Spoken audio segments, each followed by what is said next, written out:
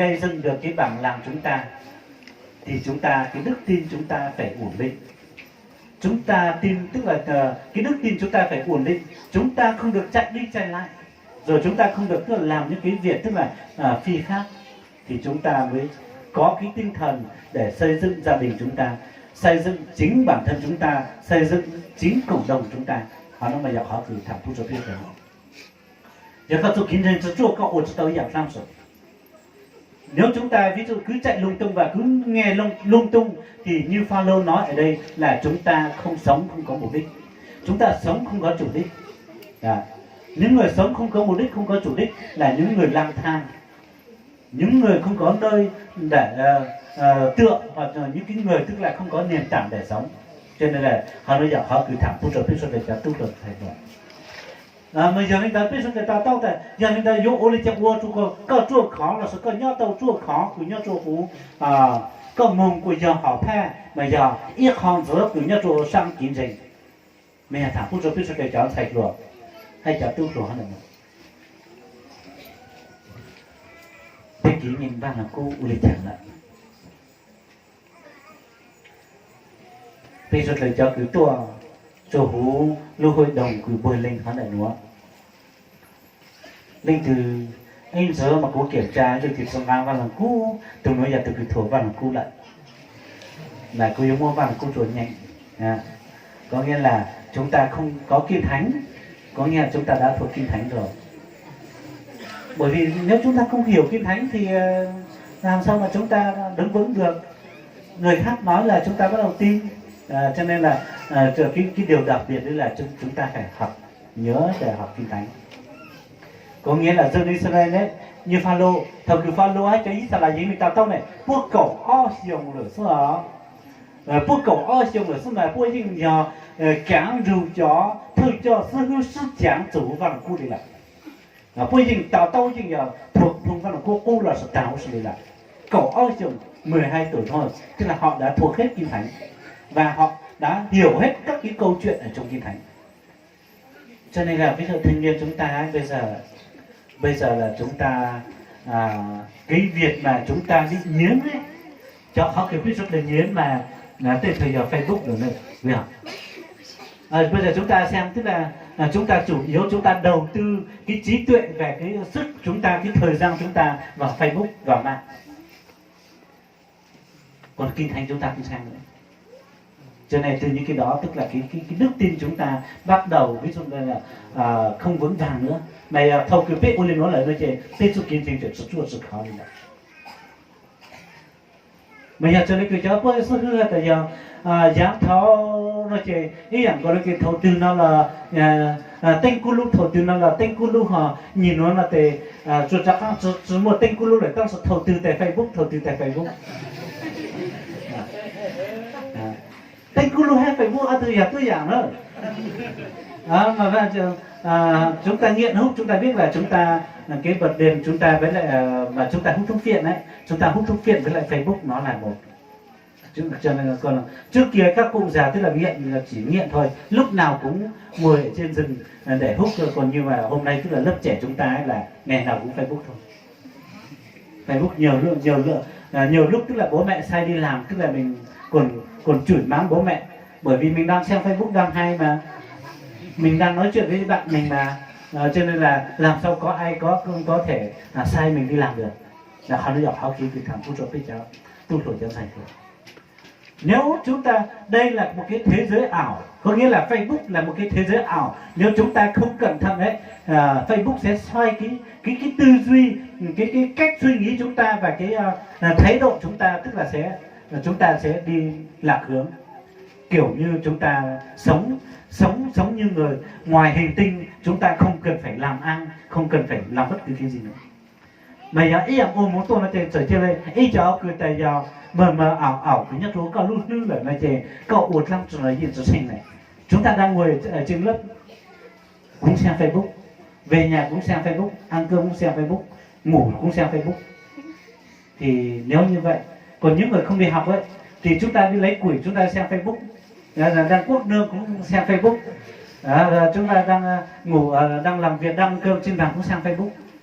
Thì Nếu như vậy thì chúng ta sống có chủ đích không? Đó. Còn nó bây giờ có lên đây biết bây giờ ôn lên mua học đó. Bây giờ lên đây biết là tao biết bao mìnhแต่เขาnói họ kỹ cứ biết chút là sự nhện vàng được cú là ở bên lùi xe phải bút tạm được rồi tạm được bây giờ phải hiểu bây giờ tu rồi. Chúng ta không bao giờ làm được những cái việc lớn cho cộng đồng, cho xã hội được.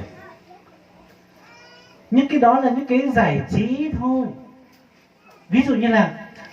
một ngày tức là 8 tiếng, ví dụ một ngày 8 tiếng chúng ta chỉ dùng khoảng 10 phút hay là 30, nếu quá nhiều thì ví dụ như là 15 phút thì có thể chúng ta giải trí. Lúc chúng ta làm việc tức là căng thẳng quá, thôi cái biểu cái nỗi rằng của cái tây giờ nhiều tính lên là biết có thể sai mình rỡ cho còn làm cái lúc nước mình rỡ xong. Mình tạo tao là tại nhờ chủ hú Facebook, nhờ chủ hú mạng thì cũng mua ít khó ký cứ hạt tại giờ chỗ ô tô mấy anh mới chỉ nhẹ sai nếu nó mua ít dạng xe thôi có sáng tại tôi tao này ít chẳng mà giờ một ít phanh trống có nghĩa là ví dụ như là bây giờ tức là mình chỉ bật điện thoại lên một cái là cũng đã có một cái mới rồi.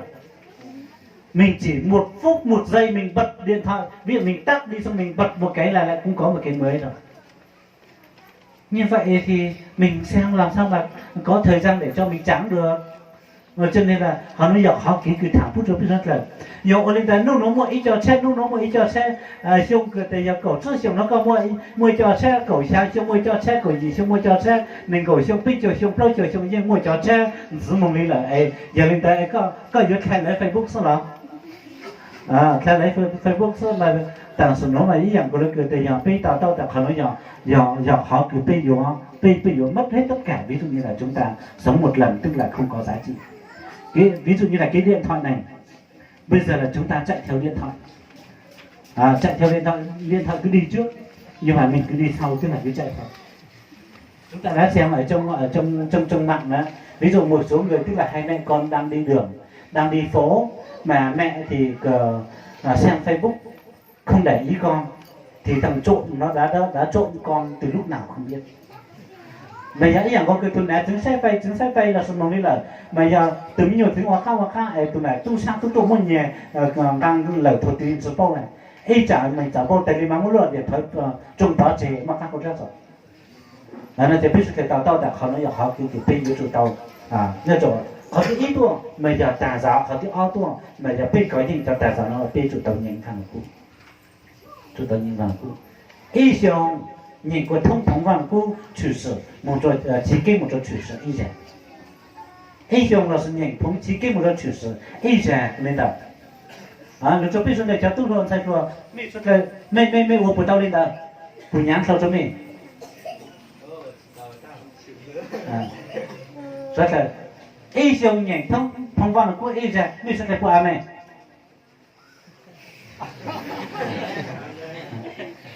sẽ kể chủ mình ơi, giờ mình là những số này để ý từ giờ sẽ cảm ra mình để được bên nó của mình bên nó, bây giờ thầy nói mình sẽ kể của mình của mình rõ rằng rõ sẽ ý chung nhảy thông văn cũ ý rằng sẽ kể của mình, ôi dâu thì nó ở việc, nó chỉ biết sẽ kể chúng ta tao tại chỉ cần ý rằng cái coi em đâu cần học bên tỉnh mỏ người ta em đâu cần nhận mình giờ xong rồi chị ý rằng của người ta nhau cho tập bên mấy tuổi rồi mà chị nên nhận một số châu liên số tôi nhận chỉ cái một số chữ sở người ta giờ chẳng có cái gì nó tại tôi ý chúng tôi lập thông ao lửa nè giờ thông ao lửa nó tại giờ lúc của người lúc châu liên ở lúc có ao gì bây giờ số nó xong rồi tại bây giờ mất không thì giờ cho cháu cứ nhìn ta nên là nó chỉ bên một từ từ ý lửa từ nó chỉ bên từ từ ý lửa như dùng răng họ mới từ từ ao lửa là số cái gì là từ nó tại bên gì mà chỉ kinh xong ý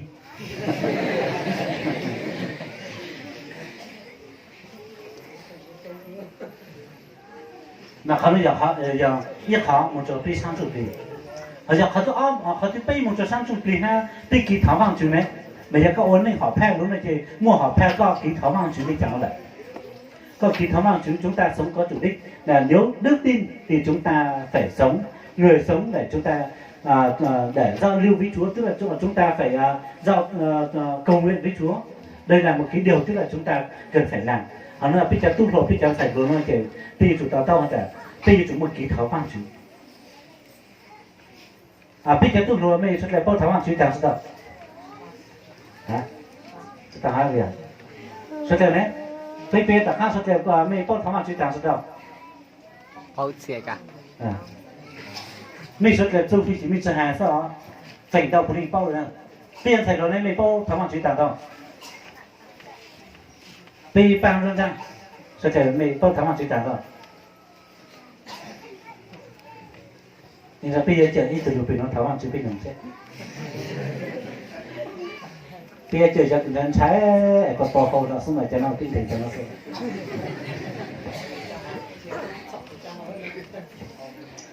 bây tháo hàng chữ thằng phụ trợ bây giờ chờ là gì nó mình đầu ra bây giờ chỉ đào tháo hàng chữ chỉ hạt tới bây giờ thầy lùa cho tôi lùa当时mình đầu ra bây giờ sư hữu cho thầy cho mình đầu ra chỉ đào tháo hàng chữ mà về đi cho họ cứ biết tháo bằng chuyện đó luôn là chỉ thẳng mình rất bút cho bị xuất lời nó hay tại giờ mình đâu ra rằng cứ có tháo bằng chuyện đó giờ có cỡ xong này giờ có cỡ thằng cứ có nhìn thấy bằng chuyện ai có nói luôn tháo bằng chuyện đi chẳng có cỡ sao họ giờ chút kỹ tháo bằng chuyện đó để chút chia sẻ với nhau cho hữu con kỹ tháo bằng chuyện cứ nào món nào thì thôi giờ tu cầu tu rằng kỹ tháo bằng chuyện nào món có tháo tàu cổng trong lù là rất lắm đấy tôi học kỹ cái tháo vào chữ cái dùng một bự để cái rằng để cái tháo到能够录像录来个这种cáiอย่างก็เลยเกิดแต่อย่างเขาเนี่ยอย่างก็คือปีเกิดแล้วสุดที่จืดไม่อย่างเขาเนี่ยเขาถามผู้ชมที่จะnóiอย่างก็คือแต่อย่างปีต่อแต่ก็คือcái nóก็มองต่อแกก็อยู่ต่อนี่ลูกของยงแล้วสุดที่จืดก็แต่ว่าจืดมันก็จะเกินก็นู่นเนาะcác phụ trợ nhiều giàu cứ tại giờ vô tao yêu tao trong nhiều là từ mà mùa tao không sang là gì nhiều các cho kênh của nhiều mà nó mà tháo các băng cho của nhiều từ sau lúc tao nó lại từ của cháu rồi im bảo bây giờ các là sao bây giờ các ở tao ít trong rau mỏ là sao mình đã ít trong rau mỏ mày rồi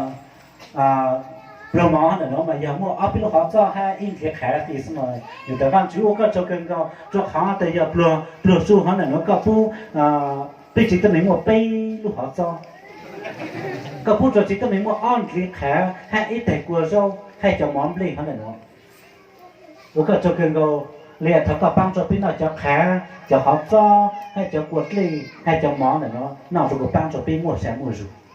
nên là ai giờ lụp luôn nên là lúc này chỉ có họ có mua tàu ít cho trình hãng kia là sân lụp nó chỉ có họ tại bang chú có cho kênh có luôn xuống họ là nó mà cũng có cho cái có bang phụ trợ nhiều cho chỉ có những tàu nọ ấy giá để họ biết của thân đây là luôn nó mà giờ luôn cái có phụ trợ bên mua trình hãng kia nọ thìตัวhọ cho nó mà những căn kênh cầu đi cái có bang cho bên nào của bên mua sẽ mua số họ lúc thế này có kỹ tháo vang chữ cái đây có ý rằng có cứ lên tu ai bé tờ bé bị tu của tờ trên lúc là xử lý đó giờ thôi chứ vậy ý rằng họ nên mình thế này kỹ tháo vang chữ họ giờ có tháo tua sang mà tại giờ chuẩn cho trên nào món là có tại vang chữ có cho lúc này có phụ trợ bên món nào có biết có cho có phụ trợ bên nào sẽ mua rồi biết tôi chỉ xử lý tháo này và chủ yếu là nó trong đó là bây giờ bây thằng các bạn cũng được bây giờ bây giờ bây giờ chắc chắn cái mà kinh nghiệm bây giờ chỉ sử dụng bây thằng này là rằng nó sẽ là cái quá trình này không kêu là bây giờ phải trả tư nhân sai cái là nó chỉ họ nó học cái về thì các chỉ tao kinh nghiệm muốn cho hỗ trợ chính trình bây giờ họ nó học cái thằng mình phụ trợ bây giờ bây giờ người ta chỉ tháo bằng chữ ý rằng có là cái bây giờ có tháo bằng chữ là bây giờ cho có ít đủ là sự thì có nẻ có giống giống mà họ cho tập kia là sự thì nó là cái in tháo tại vâng chứ lúc sau này đó cái cũng chỉ giống mà họ nó cho cái tập cái mông tệ có ban cho con nữa lúc không muốn chứ giống cho kia sau chuyện nữa lúc không muốn để tạo cho họ bé những sự này họ cho phong cách kỳ các chuyện nữa phải tiền cho con chứ không khó ai cho khi bao gì hay cho cái ô bao chẳng tạo họ là có ban cho nó nữa phải tiền cho con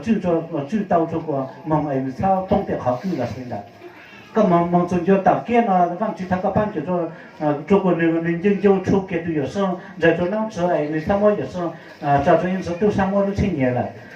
mong cho kia là các bạn cho con nữa dưới chắc là dưới cái kèo lùi ở sau nhau đến đấy là bây giờ mình nhiều bây giờ chủ bây giờ thì hai thằng các bạn chụp cho nên của mang mang chắc khăn được chứ ấy có sáng du lịch chẳng có thảo linh đó rồi bây giờ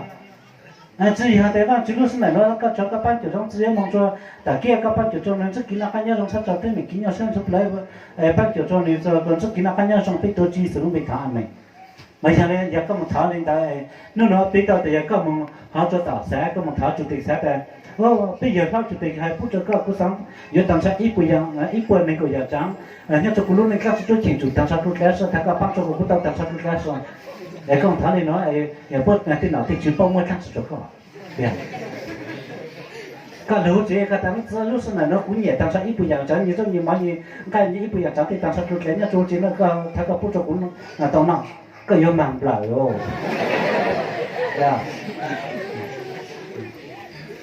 thì thằng phụ trợ bây giờ theo nó chạy về muốn đâu sẽ bây giờ chúng ta phụ thảo làm gì, đúng không? Nó chạy bây giờ chúng ta tao bây giờ bao tại cha bây giờ tụi tôi vừa thay rồi bây giờ tao bao thảo làm gì, là họ nó giải học bây giờ. Mà giờ bây giờ mong cho những con nữa nó thì giờ họ cái nụ cười giờ thằng phụ trợ bây giờ rồi nó chạy ít bây giờ chúng ta bao tại chính phản nụ cho sang chủ bị一被主报警犯我做在警察局，考虑二多被主到3年半了，考虑被多被主到报逃犯局哈，逃犯局所有是还人家做被路内，明白？被说给不安没？是跟用中类的呢，用中类的，被蒙做给人家做爱条蒙做给thuộc thể，bây giờ lúc này cứ mua hỏi pha là sau bây giờ cuộc sống tức là có chủ đích về thuộc thể, chúng ta sẽ học tức là điều thứ hai về thuộc thể, có nghĩa là thuộc thể. Bây giờ một cái bi sang chiếm đại cả tầng, bi ổn định đối với thì bi tạo tao tại giờ có yếu chủ mua lúc họ thay lúc chúng ta phải có một cái chủ đích để sống, chúng ta phải có một cái chủ đích để sống, cái chủ đích mà chúng ta sống lúc họ thay lúc cứ biết rất là cứ ôn đó giờ trang sự, mẹ thằng phụ trách biết rất là cho là nói rằng có cái muốn đâu sẽ biết mua họ thay nhiều lúc chúng ta có rất là nhiều chủ đích rồi nhiều mục đích nhưng mà những cái mục đích đó tức là không đáng chúng ta phải theo đuổi, những cái mục đích đó không đáng chúng ta phải làm, những cái mục đích đó nhiều cái mục đích chúng ta không đáng phải quan tâm là họ nói là họ cứ thẳng phụ trách biết thế này, ví dụ ý rằng của nó là gì đó chó họ phép cứ chỉ nhờ cười tại giờ bây giờ ua nữa bây giờ ua muốn đâu sẽ chẳng có nó cười tại giờ nó bây giờ là chẳng có cái bây giờ người ta tập cẩn đó những cái người đang học ấy nhiều người ấy chúng ta không vâng tới cái mục đích, có nghĩa là chúng ta đang học nhưng nhiều lúc chúng ta cứ nói là thôi bây giờ cứ chạy theo chương trình đi, chạy theo chương trình mình được cái bằng tốt nghiệp tức là lớp 9 này, cái bằng tốt nghiệp tức là lớp 12 này, rồi sau này mình có cái bằng để mình làm việc. Thế anh có cái bằng, ví dụ như anh không có kiến thức và anh không có chuyên môn mà ví dụ anh không giỏi thì ví dụ anh có cái bằng thì mình lấy cái bằng để làm gì, đúng không? Mà khó nói là khó kỹ biết số người ta tốt thì nhiều lúc chúng ta tức là đang học ở trong trường thì cái mục đích chúng ta không rõ ràng, chúng ta lại không có cái mục đích là rõ ràng là tôi học để tôi giỏi và sau này tôi làm về tôi sẽ áp dụng những cái kiến thức rồi những cái kỹ thuật khoa học kỹ thuật mà tôi đã học được để áp dụng cho chính bản thân tôi, áp dụng cho chính gia đình tôi, cho cộng đồng tôi, cho đất nước tôi. Là chúng ta cứ nghĩ là thôi bây giờ mình cứ chạy theo cái bảng, còn sau này ấy, ví dụ như là mình học cái gì thì ví dụ như là mình mới tiếp tục học sau, còn bây giờ mình không quan tâm là họ nói là họ cứ lưu họ thay đổi cái nhau cho được cái bây giờ mục đích chúng ta xuống học là chúng ta là học chứ không phải là xuống để chúng ta chơi, là họ nói là nếu cái việc chúng ta chơi ấy là cái việc đó chưa đến thời gian để những cái thời điểm như vậy, cho nên là họ bây giờ họ cái chuyện bây giờ một cái đâu cần đó mà bây giờ một học thay rồi mỗi ít thay mấy biết số cái sáng bây giờ có một cái đâu cần đó nó chỉ có cái nó chạy bàn xuống để chứng chỉ chạy bàn là sao đi đâu sao mà bây giờ một họ kỹ cái bây giờ cú lúc họ thay bây giờ một cái đâu cần đó mà cú thẳng cũng cho bây giờ là cú phải từ chuột chạm lời đi cú chuột chạm lời đó cú dùng chống thầu từ cú cả lấy y một chuột lấy xương đời đúng mà cú những tàu say tôi sẽ thành gì nó mà ta sẽ thấy đi xem phim đi, đi xem phim ta sẽ có ghen nhiều nhau cho sầu lên đi, tại khi mà phim nó sẽ muốn ngồi là sợ tới đi là ta sẽ có ghen nhiều nhau cho sầu lên là sợ phim là Bởi vì sao? Bởi vì cái mục đích của mình học để mình hiểu, mình học để mình biết. Dù cỡ của dù thơ, dù tri, dù tông lên đó. Dù chúng ta sống không có thể dựa vào người khác, mà chúng ta tự lập để có ích cho cộng đồng, cho xã hội. Là họ nói họ gửi, tuy chúng một họ cái mục đích thì rõ ràng. Mà chưa chi, chúng ta chưa chi, ví dụ như là chúng ta mới học lớp 9, lớp 10, 11, 12, nhưng mà chúng ta cũng đã thể hiện là ra vẻ là ta đây. Tôi oai lắm, mà tôi đi ra đường, ra phố rồi tôi thể hiện ở trong trường, mình phải thể hiện là mình là ra vẻ là ta đây. Thì đó là một cái điều tức là chúng ta đang đi lạc được. Là họ nói là tạm phút cho tôi sẽ cháu tu, cháu thầy rồi. Giờ bây giờ cháu cứ nhắc cho hú vào hú chế nó là một trò sang kiến trình, mà giờ một trò sang cứ chiến ai sẽ tới, mà giờ thảm lên mình phút cho bây giờ thầy nó. Bây giờ tao mua, bây giờ cứ lưu trữ nhắc cho hú chế nó là bây giờ tao mua y lưu hỏi theo. Chúng ta chưa có một cái chủ đích gì. Những người đi học chúng ta cũng chưa có một cái chủ đích rõ ràng. Còn những người tức là về nhà thì chúng ta cũng chưa có một cái chủ đích tức là rõ ràng. Cho cái lưu chính là bây giờ mua lúc họ thay cứ rõ ràng. Ví dụ như là bây giờ mình cháu thầy rồi cháu tu rồi, thì mà nếu ví dụ như là những người đã thôi học ở trường mà chúng ta về nhà, chúng ta phải suy nghĩ ở trong cái ví dụ như là suy nghĩ ở trong đầu chúng ta. Bây giờ mình lớn rồi, mình tức là 15, 18 tuổi, 20 hay là 17, 16 tuổi. Bây giờ mình lớn rồi, mình đã trưởng thành rồi, mình phải làm gì? Mình phải làm gì? Mình phải nghiên cứu như vậy chứ. Sao mà cứ để cho bố mẹ lúc nào bảo là con làm cái này, vâng, con làm cái này, vâng. Còn sao, tại sao mình chẳng biết suy nghĩ cái gì đúng không? Ví dụ như là ở trong nhà, nhau hôn chế mà chẳng có cái bây cháu thầy là sao tên sẽ kém mà cú tuần hôn chế là cú xây là cú tuần là sang tầm nó xây là cú lúc chế này, xây là cú chế cái nhà này mình phải trang trí thế nào nhỉ? Tức là mình phải đi ra góc kia. Bây giờ mình lớn rồi mình phải trang trí cái nhà của mình làm sao cho đẹp tí,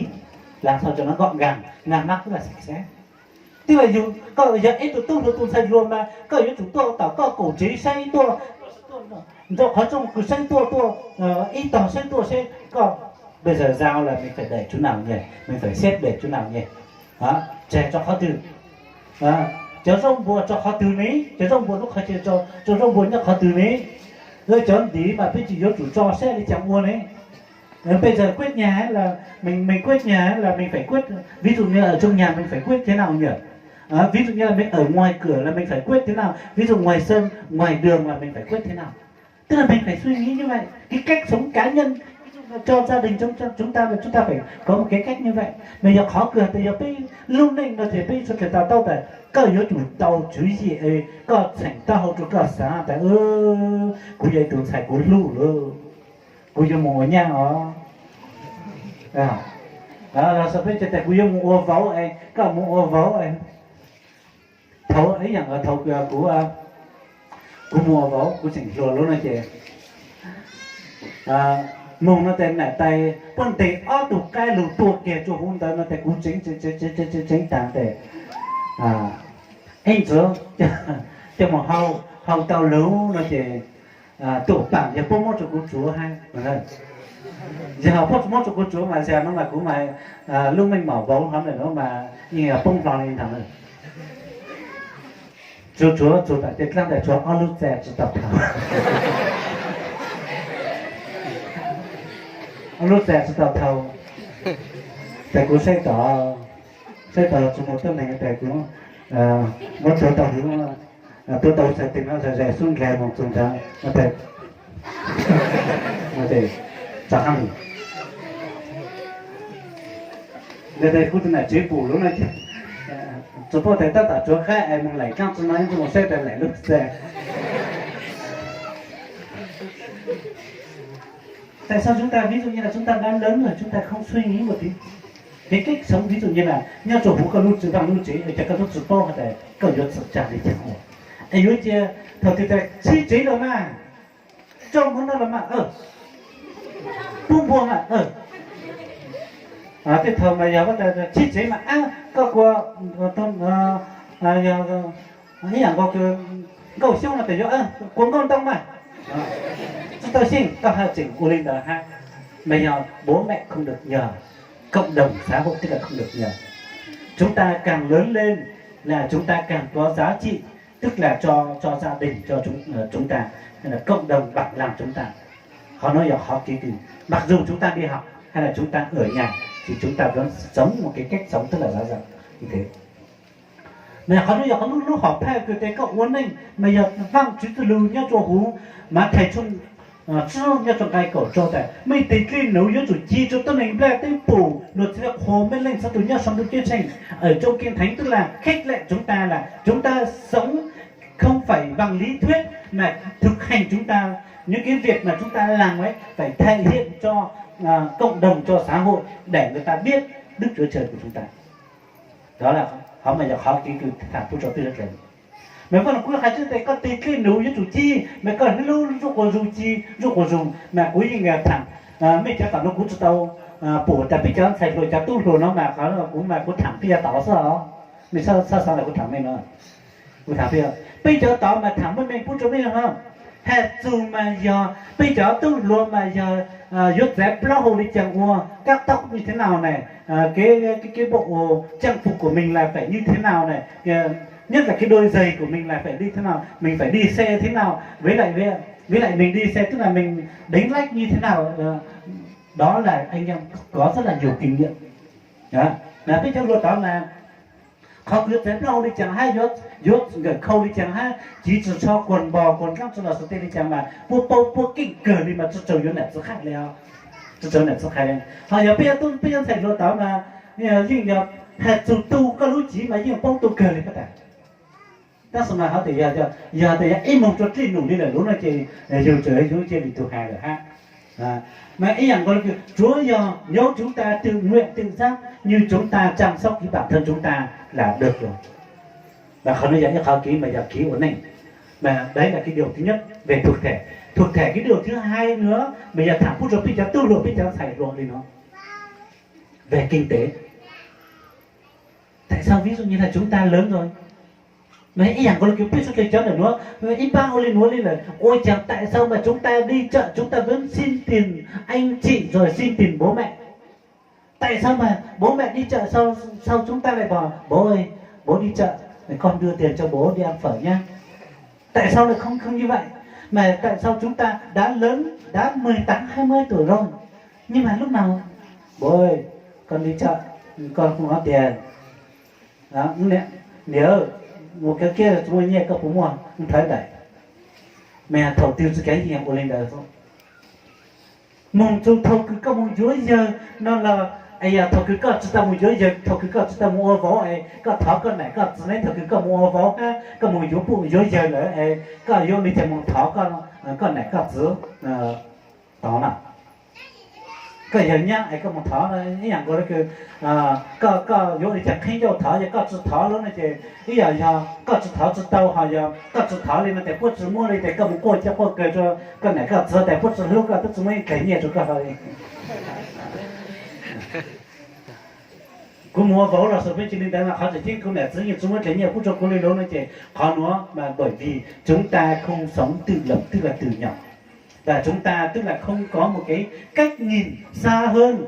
không có một cái tầm nhìn xa hơn, không có một cái cách suy nghĩ xa hơn. Và là cuối tháng với mình là có chút ký đi chàng nó thấy có gì nhỏ của lúc này lên đầu sẽ có chút một bình sự dù ở tổng nhìn xử lý mà chỉ là cái con chút ký nó kia hồ tao sẽ là giờ nhìn nó có tao tạo ô sẽ thôi chẳng nên nó là chúng ta phải sàng lọc tất cả những cái công việc mà chúng ta làm. Những cái gì chúng ta đáng làm thì chúng ta làm, còn những cái gì chúng ta không đáng làm chúng ta phải bỏ đi. Nghe có khi nó thẳng phút nó bị cho tôi luôn thấy luôn này, nhìn nó trẻ bị tăng tàu nhau lại vừa học, tăng tàu nhau ai nó tàu bị chống nó vừa học. Xã hội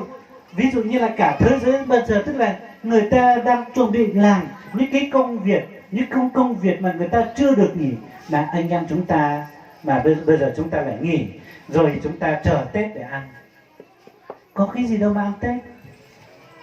bởi vì chúng ta đã làm được cái gì đâu, thậm chí chưa làm được cái gì đâu mà chúng ta cứ chờ để ăn, đúng không? Cho nên là Nhiều người ấy bây giờ hỏi là anh em bây giờ thời gian này làm gì, ơi sắp đến Tết rồi không làm gì đâu, để chờ ăn Tết thôi. Mà vẫn thì thường thường tại giờ tôi ngồi trong là ai chúng biết chờ nhớ tao biết chờ nào sao có thể biết chờ họ xong chậm bỏ đi chăng có số tàu luôn kẹt kẹo nổi lý nè mình nhữngอย่างcái biết số ôn nọ lúc là nhữngอย่างcó cái buổi sáng nhữngอย่างcó cái giờ có ôn là ôn lấy tàng nó biết chờ ta nó chỉ có một ôn lấy tàng là số biết chỉ nó chỉ có lưỡi nho để sống đi trong kiếm được tàng thì có số lưỡi nho bị kẹt thì có ta biết chỗ nào tàng là sao này nếu chúng ta chỉ sống như thế thôi thì cái cuộc sống chúng ta không lên được. Mình nói khó kỹ thảm phúc rồi biết rồi thì tôi cho thành luôn đó, chúng ta có thể nghĩ ra một cái mô hình mà với chúng ta có thể thể hiện, có nghĩa là chúng ta thất bại, người ta nói là sự thất bại là mẹ thành công, có nghĩa là lần này chúng ta thất bại chúng ta rút ra kinh nghiệm chúng ta lại tiếp tục làm, thất bại chúng ta rút kinh nghiệm chúng ta lại tiếp tục làm, thì chúng ta có thể làm thành một cái mô hình. Ví dụ như là ở đây, ví dụ như cái mô hình ở đây thì tôi thấy, ví dụ như là tôi thấy anh em ở Mường Tè đây, anh em bán rất là nhiều phong lan. Tại sao người ta bán xong mình không mua về mình trồng, xong rồi hết phong lan rồi, ví dụ như là mình có phong lan, tại sao mà mình tìm được tức là 1 cân 2 cân, mà cái thứ nhất là mình như vậy thì cũng đã sai pháp luật rồi. Ví dụ như là mình đi lấy những cái đồ này là những cái hàng mà tức là pháp luật cấm, nhưng mà mình tức là lấy đi trồng mà mình lại không duy trì. Ví dụ như là ở bảng xin số của chúng tôi thì người ta lấy phong địa lăng đi trồng thì mình lấy địa lăng để người ta lấy địa lăng đi bán thì mình lấy để trồng, người ta lấy đi bán thì mình lấy để trồng, tức là mình làm khác đi, đúng không? Bây giờ ví dụ người ta bán phong lăng thì mình trồng, người ta lại mà bán thì mình trồng, cứ thế thôi. Thì đó là cũng là một cái mô hình. Ví dụ như là cái mô hình mà như đó, ví dụ như là chỉ cần chúng ta làm những cái mô hình mà chúng ta đã làm thôi. Bây ô chó tu rồi chó thành luật lù lên cái bây chó là con là thế bây giờ bao ô này hiểu nên chẳng biết sự ô này bây giờ sống như dạng của lực giờ dựa vào bố mẹ mà khó nói giờ khó kiểu bây tu lù là bây chủ tàu ô từ đúng mô hình dù ca thấy không? Nên dù cái là sinh lý thôi mà giờ bây tàu thì giờ bây chó